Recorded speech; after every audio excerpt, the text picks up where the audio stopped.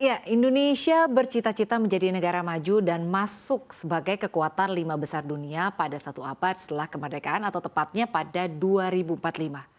Tapi mimpi Indonesia untuk jadi negara maju tampaknya masih jauh dari apa yang diharapkan. Hal ini dipicu oleh pertumbuhan ekonomi domestik yang kurang maksimal dan sebuah negara berkembang sebetulnya ya boleh naik kelas menjadi negara maju ini memerlukan pertumbuhan ekonomi tahunan sebesar 7% secara berturut-turut selama 15 tahun. Indonesia pernah mencapai pertumbuhan sebesar itu pada masa Orde Baru tapi durasinya tidak sampai 15 tahun. Dan kenyataan yang ada, selama 8 tahun kepemimpinan Presiden Joko Widodo, Indonesia bahkan belum mencicipi pertumbuhan di atas 6% per tahun. Nah, jadi gimana nih? Apakah Indonesia bisa mewujudkan mimpi untuk menjadi negara maju? Kita akan bahas detailnya dalam Masa Enjoy Time, Indonesia jadi negara maju. Ya, sekarang kita sama-sama akan membahas dulu ya definisi dari negara maju.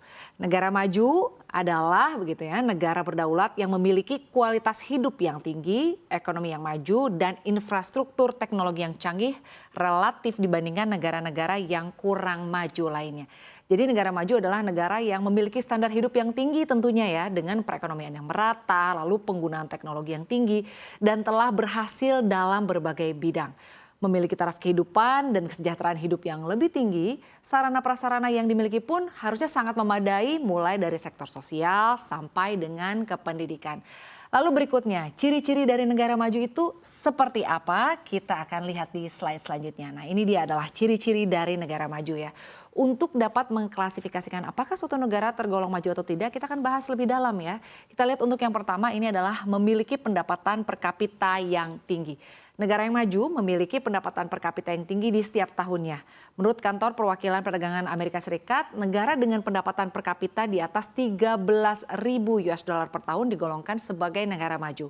Dengan memiliki pendapatan per kapita yang tinggi, nilai ekonomi negara tersebut tentunya akan terdongkrak ya. Dan oleh karena itu jumlah kemiskinan bisa diatasi.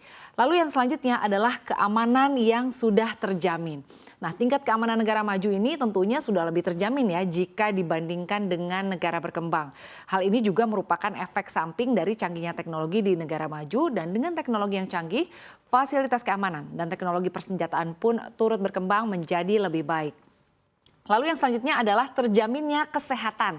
Nah, selain terjaminnya keamanan, kesehatan pada sebuah negara maju juga sudah mampu terjamin begitu ya. Hal ini ditandai dengan berbagai fasilitas kesehatan yang memadai seperti misalnya rumah sakit dan tentunya petugas medis yang terlatih dan juga handal. Oleh karena itu, angka kematian pada negara maju bisa ditekan dan angka harapan hidup penduduknya ini bisa lebih tinggi. Selain itu, dengan adanya fasilitas kesehatan yang memadai, perkembangan penduduk di negara maju juga bisa terkontrol. Selanjutnya, yang juga menjadi ciri-ciri dari negara maju adalah kecilnya angka pengangguran. Di negara maju, angka pengangguran ini tergolong kecil karena setiap penduduknya bisa mendapatkan pekerjaan. Salah satu negara maju seperti misalnya Amerika Serikat memiliki total pekerja produktif sebanyak lebih dari 163 juta jiwa per Januari 2022. Dengan tingginya jumlah tenaga kerja dan kecilnya angka pengangguran, maka negara bisa dikatakan sukses dalam menyediakan lapangan pekerjaan bagi masyarakatnya yang sedang dalam masa produktif. Masyarakat yang bekerja juga turut menyumbang angka PDB per kapita suatu negara. Lalu selanjutnya adalah menguasai iptek. Penduduk negara maju cenderung sudah sangat menguasai iptek. Dan karena itu dalam kehidupan sehari-hari mereka juga sudah menggunakan teknologi canggih dan alat modern untuk mempermudah kehidupan sehari-hari. Terlebih pada masa seperti saat ini ya, di mana teknologi begitu besar peranannya dalam aktivitas dan juga keseharian kita. Maka negara yang unggul dalam sektor teknologi akan besar peluangnya untuk menuju negara maju. Lalu ciri-ciri negara maju selanjutnya adalah tingkat ekspornya yang tentunya lebih tinggi jika dibandingkan dengan impor. Nah, tingkat ekspor di negara maju lebih tinggi dibandingkan tingkat impor karena unggulnya SDM dan juga teknologi yang dimiliki. Selain itu, negara tersebut juga sangat baik dalam memanfaatkan hasil sumber daya alam untuk kemakmuran negaranya.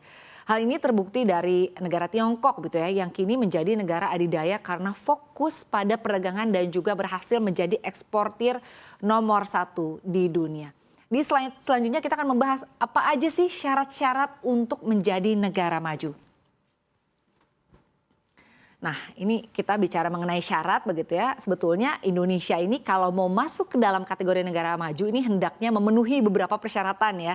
Kita lihat sekarang nih syarat-syarat untuk menjadi negara maju. Untuk yang pertama ini adalah memiliki pendapatan per kapita yang tinggi.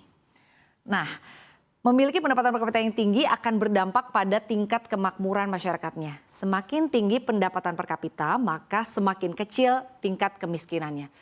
Umumnya pendapatan per kapita negara maju rata-rata ini sebesar 13.000 per tahun begitu ya, 13.000 US dollar per tahun maksud saya. Nah, apabila negara tersebut belum mampu melampaui angka tersebut, maka belum bisa dikategorikan sebagai negara maju. Lalu selanjutnya adalah angka pengangguran yang kecil. Nah, ini juga merupakan syarat begitu ya untuk menjadi negara maju di mana angka penganggurannya kecil dan hal ini dikarenakan negara mampu menyediakan lapangan pekerjaan yang begitu banyak.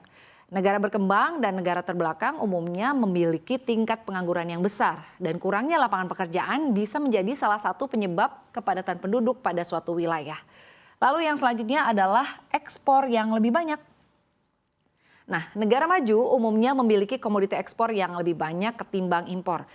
Hal tersebut terjadi karena negara ini mampu untuk memproduksi produk dan hal ini juga dibarengi dengan kemajuan teknologi dan sumber daya yang memadai di negara tersebut. Maka tidak heran bila negara maju bisa memproduksi produk sendiri begitu ya, bahkan melakukan ekspor ke seluruh negara lainnya. Selanjutnya yang juga menjadi syarat begitu ya menjadi negara maju adalah tingkat pendidikan yang terjamin. Ini tentunya sangat-sangat penting ya. Karena ini menjadi syarat begitu untuk menjadi negara maju. Di mana pembiayaan pendidikan di negara tersebut dapat dijangkau oleh seluruh lapisan masyarakat. Tingkat pendidikan yang baik tentunya akan menciptakan sumber daya manusia yang unggul dan juga ahli di bidangnya. Tentunya masyarakat berpendidikan juga nanti akan memberikan kontribusi yang baik begitu ya bagi kemajuan negaranya. Lalu selanjutnya adalah mengenai keamanan dan juga kesehatan yang terjamin. Negara maju menjamin keamanan dan kesehatan masyarakatnya. Hal ini dikarenakan negara memberikan fasilitas kesehatan yang memadai sehingga biaya pengobatan ini bisa dijangkau oleh masyarakatnya. Dan selain itu negara menjamin keamanan warganya termasuk para pelancong ataupun turis begitu ya. Jadi kejahatan ini memang sebetulnya sih tidak bisa diprediksi kapan akan terjadi, tetapi setidaknya negara maju ini memiliki keamanan dan juga kesehatan yang relatif baik. Nah, sekarang kita bahas nih, apa sih sebetulnya yang membuat Indonesia ini masih sulit menjadi negara maju begitu atau boleh dibilang masih jauh dari harapan ya. Jadi artinya ya Indonesia harus menerima kenyataan pahit. Negara ini telah terjebak dalam middle income trap atau negara dengan pendapatan menengah selama 29 tahun. Hingga saat ini, Indonesia belum mampu untuk keluar dari jebakan tersebut. Karena kalau kita lihat pertumbuhan ekonomi di atas 5% saja nampaknya masih boleh dibilang cukup sulit begitu ya. Salah satu syarat saat negara berkembang naik kelas menjadi negara maju adalah pertumbuhan ekonomi tahunannya harus mencapai 7% secara berturut-turut selama 15 tahun ya. Tadi kan di awal kita sudah bahas juga. Dan kenyataannya selama 8 tahun kepemimpinan Pak Jokowi ini Indonesia belum mencicipi nih pertumbuhan di atas 6% untuk per tahunnya. Indonesia pernah mencapai pertumbuhan sebesar itu pada masa Orde Baru tapi durasinya tidak lebih dari 15 tahun. Ekonom senior Indef Faisal Basri menyatakan pertumbuhan ekonomi saat ini dinilai sebagai pertumbuhan yang boleh dibilang tidak berkualitas. Nah, karena tidak mampu meningkatkan kualitas sumber daya manusia dan pertumbuhan ekonomi hanya diarahkan untuk pembangunan infrastruktur saja. Menurut Faisal, memburuknya kualitas pertumbuhan ekonomi ini dipicu komposisi investasi yang diarahkan pemerintah kebanyakan untuk sektor-sektor manufaktur. Penyebab lain yang juga membuat Indonesia ini sulit begitu ya menjadi negara maju adalah karena investasi di bidang IT hingga riset ini masih jauh tertinggal jika dibandingkan dengan negara lain.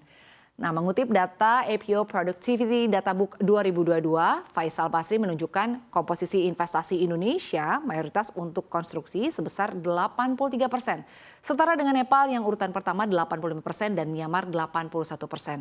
Untuk IT dan juga Research and Development tidak sampai di 5%. Sedangkan investasi lainnya yang non-IT hanya di kisaran 10% dan peralatan transportasi di kisaran 3%. Oleh sebab itu, begitu ya, Faisal memperkirakan hingga 2045 pun nampaknya ini masih akan cukup challenging atau boleh dibilang sulit begitu ya Indonesia untuk bisa keluar dari jebakan negara dengan pendapatan menengah atau middle income trap sebab investasinya ini untuk meningkatkan kerja otak anak bangsa aja masih terlihat minim gitu ya. Nah, satu penyebab lain kenapa Indonesia juga sulit menjadi negara maju yang diungkapkan oleh Faisal Basri adalah kondisi pertumbuhan industri manufaktur di Indonesia yang saat ini mengalami penurunan yang boleh dibilang sangat drastis. Bahkan kondisi pertumbuhan sektor barang di Indonesia masih di bawah pertumbuhan ekonomi tahun ini yang mencapai 5,31%. Nah, pertumbuhan tinggi justru didominasi oleh sektor jasa sepanjang tahun 2022 dan pertumbuhan industri manufaktur Indonesia mengalami penurunan drastis sejak 2001 dan pada 2001 kondisi pertumbuhan manufaktur Indonesia mencapai 29,1%. Namun sayangnya angka ini terus anjlok hingga 2022 yang hanya mencapai 18,3% saja. Padahal untuk mendongkrak perekonomian Indonesia seharusnya sektor barang seperti misalnya pertanian, pertambangan, dan juga industri manufaktur yang didorong untuk tumbuh tinggi. Dan juga ia menilai sektor barang memiliki nilai yang boleh dibilang kompetitif dan membuka banyak lapangan kerja formal, tentunya bisa menggenjot ekspor Indonesia. Sayangnya nilai pertumbuhannya masih setengah dari pertumbuhan di sektor jasa. Mungkin fakta inilah ya yang menjadi alasan mengapa Indonesia ini gagal mencapai pertumbuhan di 7% saat ini. Ya kita berharap saja ya semoga di tahun 2045 mimpi Indonesia untuk bisa menjadi negara maju bisa tercapai, angka pengangguran juga bisa semakin menurun, pendidikan semakin baik, lalu juga bagaimana pemerintah menangani kesehatan juga ke depannya akan lebih baik lagi dan kita berharap pertumbuhan ekonomi kita akan menjadi jauh lebih baik lagi.